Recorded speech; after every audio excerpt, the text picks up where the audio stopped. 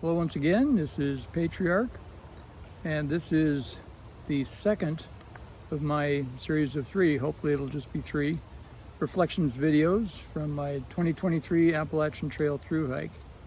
I apologize for the long length of the first video. Didn't realize it had gone that long. I'm going to try and control it a little bit more on this one, make it a little bit shorter, so you don't have to hear me rambling on all the time. So I have several different things that I want to talk about today in terms of my reflections on my experiences. The first one I want to talk about is a couple of my favorite stories, and there are just tons of stories, but 2, and both of these will be in the book that I write as well, but the 2 stories I just want to relate today that are among my favorite, that talk about those lasting relationships. The first one involves Rambo and Foxtrot. And I first met Rambo and Foxtrot after my first most discouraging day, and I'll talk about that a little bit more later on in this video. But I was down at the Pine Swamp Branch Shelter, just the other side, or just north of Pearisburg, Virginia. I just left Pearisburg from Angel's Rest 2 days before that. Hiked up the mountain, crossed the ridge, camped at a stealth site there that night out of Pearisburg, and then descended the trail the next day. And it was raining. It was kind of miserable weather. The rocks were slippery. You had to watch every step. I was mentally exhausted from having to do that. Broke my trekking pole for the very first time on the trip. Snapped the bottom section of one of my carbon fiber trekking poles, and then made it all the way down to the Pine Swamp Branch Shelter by lunch or thereabouts, and I was just taking a break. I was totally discouraged by that time. Met Pinto there. I hadn't seen Pinto for a long time. Pinto and I shared a stay at Chicken Sunsets in Franklin much earlier in the trail. But Pinto was there, and then there was another couple that was there. They'd camped there the night before. They hadn't gotten away yet that day. They'd sort of taken their time. That was Rambo and Foxtrot. Rambo looked just like his namesake, or his trail name. He looked a lot like Sylvester Stallone. Not as big or as buff perhaps, but the facial features, the eyes, it was a distinctive characteristic. And he was also quite the bushcraft guy. He was really good at those kinds of things.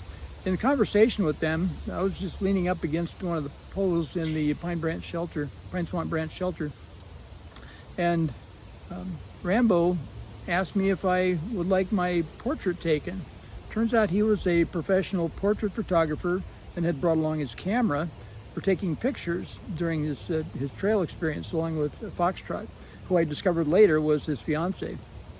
I didn't know that at the time. And so I said, sure. And he said, don't move, just stay right where you are, and I'll take a couple of pictures. He snapped a couple of pictures, and they were awesome. And I gave him my email information to send them to when he got a chance, when he got them processed after his trail experience as well. They were also northbound. They were hiking north. And then so we parted ways. I ended up sort of hiking with them for a couple more days through Dragon's Tooth, and then down. I left them after there was a campsite after Dragon's Tooth that I think we were at together, and then I got off trail. That was about the 3rd weekend of May when I got off trail to attend my grandson's high school graduation, and never saw them again. Unfortunately, I didn't get any contact information for them, so I didn't know how to contact them. I wasn't checking email regularly. And so I thought, how am I going to find out if he ever gets this sent, or if I need to get in touch with him? But I didn't have that information. I just sort of chalked it up to one of those things that happens. Fast forward 5.5 months. I had already been off the trail a couple of times, had gone back. Then by this time I was through with my New England states section of the trail. I was back in hiking the New Jersey, New York, Connecticut, Massachusetts section. And this particular day I was hiking through Salisbury, Connecticut. I was going to camp, and I thought, I'll just stay at one of these hiker host homes that are available. Called up the individual there, and he said, yeah, we got one here. And And so I stopped at Maria's, and the Ed, who was the grandson, gave me directions on how to get downtown to find a restaurant to eat at that night and some resupply places, that sort of thing. So as I was walking down that direction toward town, about a block away was this place called the White Hart Inn. And there was a young man standing out front taking pictures of the sunset, and I didn't think anything of it. I just waited until he got through, and then I started walking again, made sure that he was done. And I looked at him, and he looked at me, and he said, "Patriarch?" And I looked at him, and I said, "Rambo?" Wouldn't you know, it was him. He and Foxtrot were there that weekend to get married at the White Hart Inn the next day. And I had no idea I would ever see them again. They had a cancellation in one of their wedding dinner parties, so they had a space available. They invited me in. I had wedding dinner with them the night before their wedding. Had the greatest time with them. Reconnecting, we exchanged contact information then, so I know how to get in touch with them. But I just could not believe that long after I had initially met them, no other contact during those 5 months, and he just happened to be standing outside taking a picture when I was walking past in Salisbury, Connecticut. Unreal. The trail just was full of those kinds of experiences. That's probably one of my 2 very favorite stories that I will tell again and again. Reconnecting with Rambo and Foxtrot. Found out what their real names were, their given names, and we've been in touch several times since then. So that was one of the stories that's my favorite. Another has to do with the trail angel that I ran into up on Mount Moosilauke in New Hampshire. And it was, I had just left the Hiker's Welcome Hostel, I think is what it was. Up there, I was hiking up Mount Moosilauke, and going up wasn't so bad. Coming down was awful. It was terrible. It was one of the worst descents I'd had. But anyway, partway up the mountain, I passed this elderly woman who was hiking with her great-grandson, as it turned out, and found out that her trail name was Sleeveless, and she had thru-hiked the trail 18 years earlier when she was 60 years old. She was 78 now. And so I passed them up. We chatted briefly, and then I passed them up. Got to the top, I sat down and had some lunch before I actually reached the peak of Mount Moosilauke. And then she caught up by that time, and we chatted a little bit more. Found out that she had started hiking the trail again last year as a thru hiker, and had gotten to Franklin, North Carolina, or thereabouts, and had some trouble with her knees or something like that, and was ready to come home to give it a rest, and learned then that her house had burned down and her husband had died in the fire. I cannot imagine. This was just April of last year, and here she was out hiking with her great-grandson. And she had offered to give me any help. She said, "If you ever need a ride somewhere in New Hampshire, let me know. I'll come pick you up and give you a ride." As it turns out, I did need a ride. When I made my second jump from Pinkham Notch up to Stratton, Maine, I was in need of some transportation. I called up Sleeveless. She came and got me, took me up there, and then came back and told me that when I returned to finish up the 2 sections of trail that I needed to finish up, she said, "Why don't you fly into Boston? I have a daughter that lives there. I'll come pick you up, take you back up to Pinkham Notch, and you can start your hike up there again." And so I did, and she did. She came pick me up at the Boston airport, took me back up to Pinkham Notch. I hiked through the rest of eastern New Hampshire and western Maine, got to Stratton. She came to Stratton again, to the main roadhouse, picked me up there, took me back into New Hampshire, caught a bus back down to Delaware Water Gap, and finished the last 300 miles of my hike then. But I could not believe how generous and compassionate and caring Sleeveless was, particularly after having suffered such a tragedy in her life earlier in the year. Those are 2 of my most favorite stories from the trail, about people that I met and the serendipities that happened along the trail. And so I just wanted to make sure that I captured those on this video. So the next thing I want to talk about, oh, by the way, before I forget it, I wanted to mention this area where I'm recording today. is in my backyard, and this is where I did a lot of practicing for my through hike. I hammocked out in this area a lot, especially the winter before. I was, people would call me kind of crazy, but I was sleeping out here in sub-zero temperatures in my hammock in this little area that I cleaned up, and I've got some nice trees here to hang my hammock on, and so got wood chips on the ground, and it just it's a great place to be. So I'm recording from out here in my backyard today. The next thing I want to talk about is equipment changes that occurred during the hike. I'm probably not going to cover all of them, pardon me, but I'll show a few. The first one I wanted to mention was microspikes. So the way that it turned out, I had mailed myself some microspikes to Franklin, North Carolina, so that I would have them before I went through the Smokies, because I was figuring that I would probably be there early enough in the season that I might need them for snow in the Smokies. As it turned out, Franklin, North Carolina was where I ended up having to come back home. I was off trail for 9 days. During those 9 days, they had awful and very cold weather in the Smokies. But by the time I returned, it had gone. I carried the microspikes with me through the Smokies into Damascus, Virginia, never used them once, mailed them home. Those rascals are heavy. And so I ended up bringing my microspikes, packing them for quite a while, and then just sending them home without ever having used them. So that was one of the equipment changes that I made, and I was glad to be rid of the weight, because I didn't need them then the entire rest of the trail. The other equipment change, another one that was made, were the quilts that I used. I think I started out with my 0-degree quilts, actually. My top quilt, my underquilt for my hammock. And I kept those all the way through Hot Springs. And then at Hot Springs, I mailed home, I think at Hot Springs, yeah, I had had my wife mail me a replacement bottom quilt, or underquilt, but then I picked up a different top quilt, Big Agnes top quilt. The outfitter there. I didn't have a temperature rating. I still don't know what the temperature rating is, and I used that instead, and that worked fine. I had to make some modifications by the time I got to Damascus. The snaps weren't working very well on it, and so I'd had my wife mail me my snap setter, my plastic snap setter, and I put 9 more snaps on the quilt just so that it would function better, and it worked great. I used that most of the rest of the time, I think all the way until I came back home in September for the September trips, and then brought that home and traded it out for my 20-degree quilts. Then and took those back with me when I went back on the trail. So the quilts was another piece of equipment that I did trade out. Raincoats.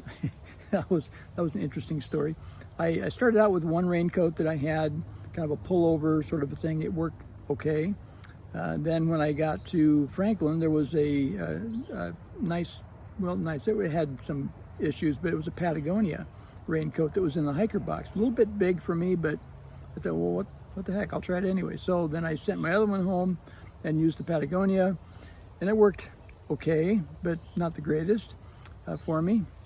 And then when I got into Pennsylvania, I actually picked up a Frog Tog, one of the heavier ones, not the lightweight Frog Togs, but a heavier Frog Tog. Tried that for a while. That was okay. Also a little bit too big, because the ones they had available in the store weren't exactly my size. But then when I went home in September, I went to the REI store, went back there, went shopping, got a new Patagonia raincoat, and wore that the rest of the time I was on the trail once I returned to the trail. And that one works fine. I still wear that one to this day. So that was a change in equipment, was the raincoats. Another one that is pretty obvious is shoes. The shoes that I started with had already had about, 500 miles on them, something like that. Maybe not quite, maybe more like 4. And I wore them until I had about 850 miles, something like that on them. And they were needing to be replaced. My wife sent me another pair. I purchased 3 pairs of the same shoe prior to the hike so that I could transition right into the next one. And by the way, my feet did not swell. My size did not change. And so I was just fine with the ones that I had. She mailed me the new pair. I actually mailed the other ones home, and then wore this next pair that I had for the next 1,000+ miles, all the way up into New Hampshire, actually. and they had over 1,000 miles on them, and they were toast. They were coming apart. The sole had separated from the upper on the right shoe. I tried taping it, didn't work. So I ended up. Well, here's the shoes. They're ultra light, or the ultra all-weather hikers is what they are. Lone Peak all-weather hikers. And this is my favorite shoe. It was great. I love those shoes. When I was waiting for my other ones to arrive in New Hampshire, they hadn't arrived at the hostel there, the Notch hostel, which is where they were supposed to be. They hadn't arrived yet, and I didn't want to wait around anymore at the Hiker's Welcome hostel. I needed to get some miles in, and so they took me into Vermont. I got these Hoka's, nice shoes. They have 20 miles on them. If somebody wants to buy them, you're welcome to them. I need to get rid of them. They didn't feel right. They were comfortable, they were cushioned, but too cushioned. I think I couldn't feel the trail, and evidently one of my feet is bigger than the other one. I ended up having to wear one sock in one and two socks in the other one. It just wasn't working, and I missed the feel of the trail that I got from the Ultra Lone Peak all-weather hikers. And so when those arrived, I abandoned the Hoka's immediately. So they, like I said, they've only got 20 miles on them, and I just need to get them up there in Gear Trade or something and sell them. But the shoes, the shoes were great. I didn't have any issues with shoes outside of that one time. Pants. What are my pants?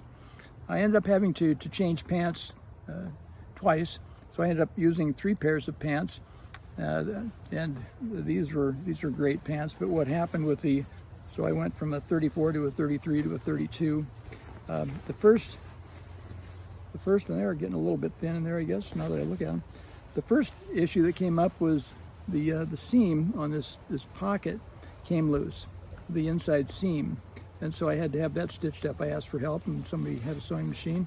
And then a week later, the seam on the other one came loose, and I had to have that stitched.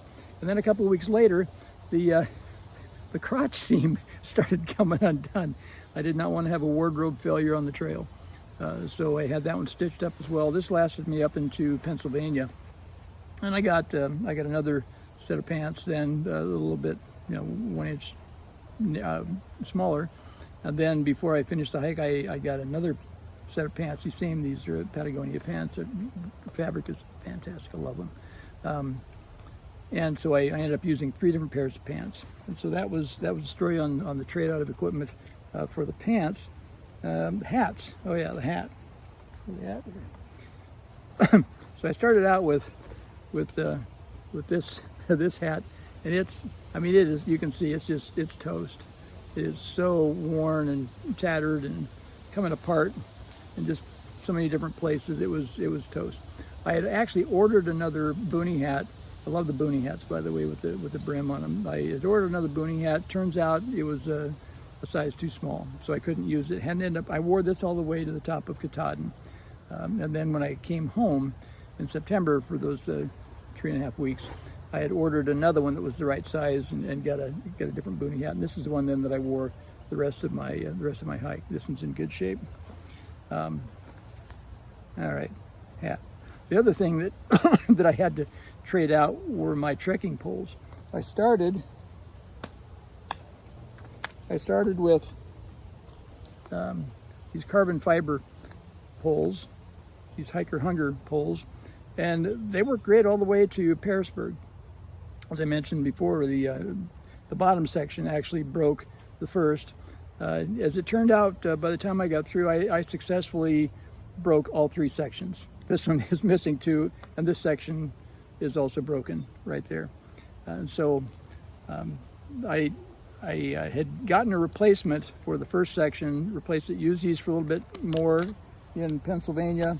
Ended up having to get another set of carbon fiber poles from, I think it was Dick's Sporting Goods or something. I got these, used them for a while, and then let my son use them when he was hiking with me in Pennsylvania. But when I was making the transition from Pinkham Notch into Stratton, Maine, I just needed new poles. I just couldn't do it anymore. And so I went to a local hardware store in Gorham, New Hampshire, picked up these Black Diamond aluminum poles, and I used these the remainder of the hike. Love them, they're great. So those were the those are the trekking pole changes that I made, and those are pretty much all the equipment changes, or the major equipment changes anyway, that I made during the course of my hike. So I want to talk just briefly about best days and worst days on the trail. Start out with the best days. We'll start with the positive on this one. Probably some of the best days I remember, besides the days that I spent with folks that I really got close to. And I forgot to mention yesterday, Ripper and Jess were another couple, and Huya and Buttercup were two other folks that I will forever remember and be fond of my acquaintance with them and the time that I spent hiking with them and keeping in touch with them as well, following the trail. So shout out to those folks. The best days that I remember were again like those iconic places that I, in my mind, had envisioned visiting during the course of my hike. Blood Mountain in Georgia, Clingman's Dome in North Carolina. The day was gorgeous, absolutely gorgeous, as it was on Blood Mountain as well.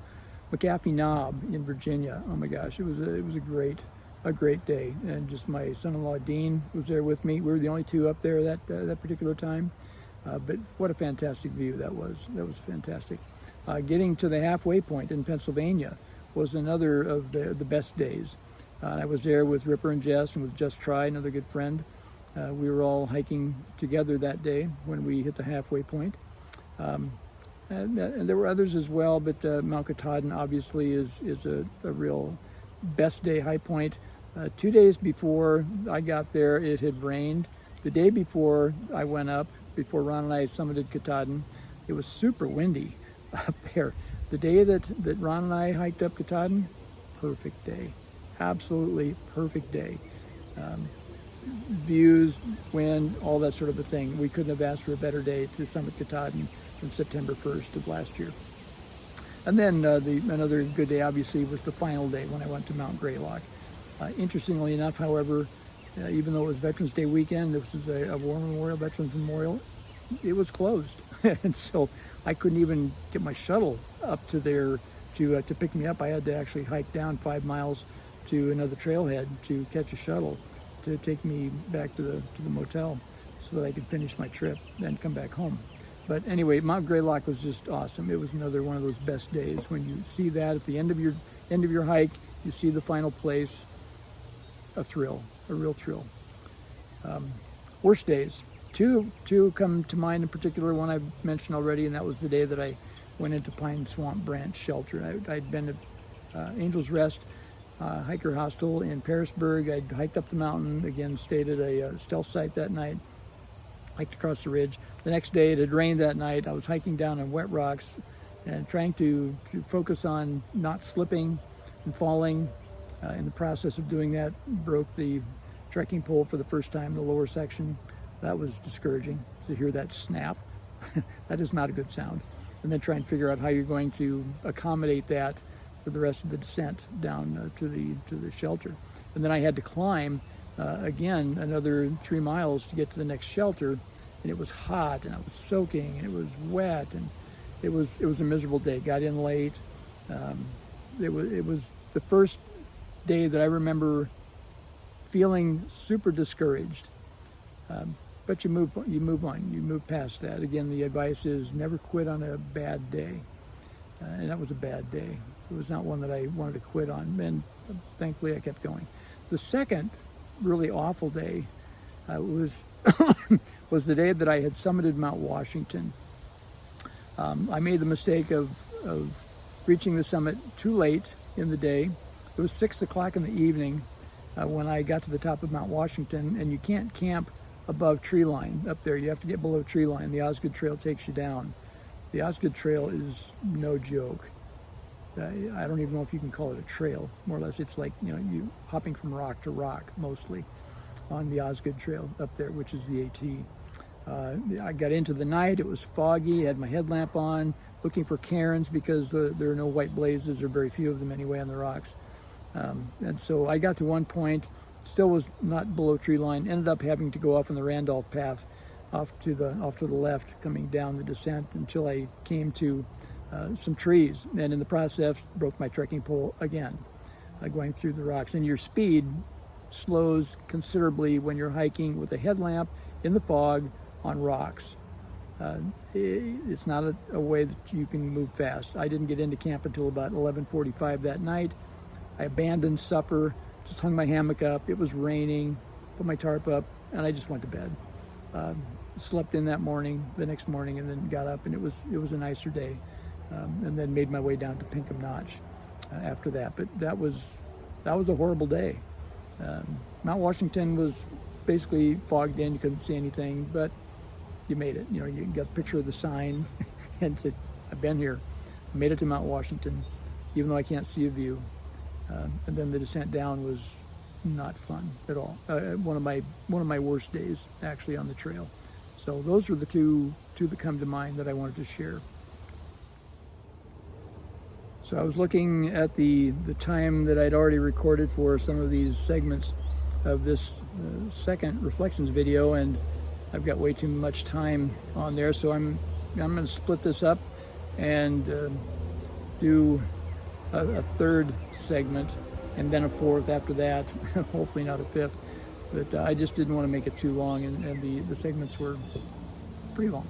So anyway, we'll tie it up at this point, and we'll reintroduce another section for the third video of reflections, and put the rest of the things I recorded today on that one. So anyway, once again, Patriarch pushing on. I hope you enjoyed it, and I hope it wasn't too long this time. Stay tuned for the next one as well.